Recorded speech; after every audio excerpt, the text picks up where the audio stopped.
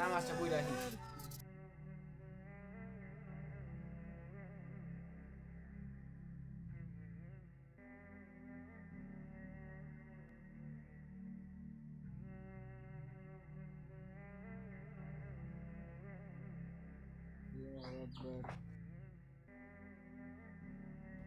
সাইকেলটা থুয়ে এলে আমি কেউ নিবই নিহি দুরুর নামাজ পড়তেছে আল্লাহ বর্ষা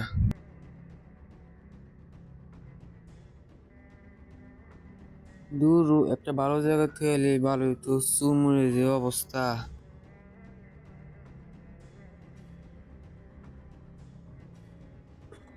তাড়াতাড়ি নামাজটা পড়ে আইলে নামাজটা হইল নিহি হুজুর আমার একটা জিনিস জানা ছিল কি বলো? হুজুর আমি যে শুনকে নামাজে যাই ও শুনকে আমার মনে আবি যাবি চিন্তা হে এদিনকে আমি সাইকেল চালা একটা নামাজে গেছিলাম আর মনে একটা ভয় ছিল যে সাইকেল যা চুরি চুরি না যায় এখন আমি কি করবো একটু বলেন হুম, বুঝতে পারছি। তুমি নামাজে যখন যাও তখন নামাজে তোমার মন থাকে না। হুম আসলে বিষয়টা হইতেছে গিয়ে, আমরা যখন নামাজ পড়ি তার আগে আমাদেরকে ওযু করতে হয়। হুজুর ওই তো করেছি হাত ধুই পা ধুই সবই তো ধুই ঠিক আছে, তুমি হাত ধুইছো, পাও ধুইছো, কিন্তু তোমাকে দুইটা ওযু করতে হইবে। কি কি তোমার একটা হচ্ছে বাহ্যিক দেহের একটা ওযু, তোমার ওই ওযু তো আছেই। ওই অজু তুমি হাতে পানি দিলা, তোমার হাত ধৌত হয়ে গেল। চোখে মুখে পানি দিলা, তোমার মুখ ধৌত হলো। কিন্তু তোমাকে আরেকটা অজু করতে হবে, সেটা হচ্ছে তোমার তওবার অজু। তওবার অজু তুমি এই হাত দিয়ে, বা আমি, আমার মতো গুনাহগার অনেকেই আছে, এই হাত দিয়ে কত খারাপ কাজ করছি, চুরি করছি, কত জনের থাপড় মারছি, না যায় না, না শুই না, একজনের মানুষের উপর আঘাত করছি। তাহলে এই যে পানি দিয়ে তুমি হাতটা ধৌত করলা, তোমার হাত পরিষ্কার হইলো, কিন্তু ভিতর জগৎ থেকে তো তোমার পরিষ্কার হইলো না। আমরা অনেকে এখনো নামাজে দাঁড়াই, তারপরেও নামাজ থেকে যাওয়ার পর আবার মিথ্যা বলি, খারাপ কাজ করি। কেন? আমরা বাহ্যিক অজু করি, কিন্তু ভিতর জগতের তওবার আরেকটা যে অজু আছে, সেই অজুটা আমরা করি না।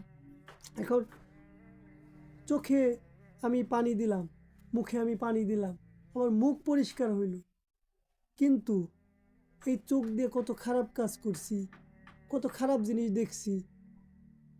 তাহলে এইটারও অজু করতে হইব। এর জন্য যখন আমরা হাত মাসে করব, তখন হাত পরিষ্কার হবে পানি দ্বারা, আর মনে মনে আল্লাহর দরবারে তওবা করবো, আল্লাহ এই হাত দিয়ে না জানি কত খারাপ করছি, কাজ করছি, আল্লাহ তুমি মাফ করে দিও। মুখ কুলি করব, তখন আল্লাহর দরবারে বলবো, আল্লাহ এই মুখ দিয়ে কত জনের কত খারাপ কথা বলছি, আল্লাহ তুমি মাফ করে দিও।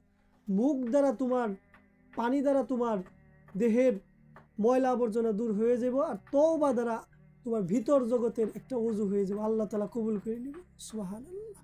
তুমি আরেকটা কথা বলছো কি, নামাজে দাঁড়াইলে তোমার মন থাকে না। এখন যে ব্যক্তি নামাজে দাঁড়াবে, তার দুনিয়াবি কোনো চিন্তা করা চলবে না।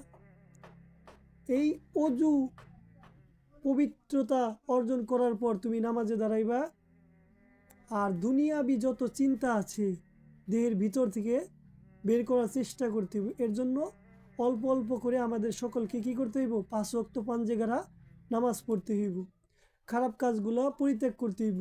দুনিয়াবি যত মায়া টান আছে, দুনিয়া যত মায়া টান আছে, নামাজের সময় এগুলা আস্তে আস্তে বর্জন করার চেষ্টা করতে হইব।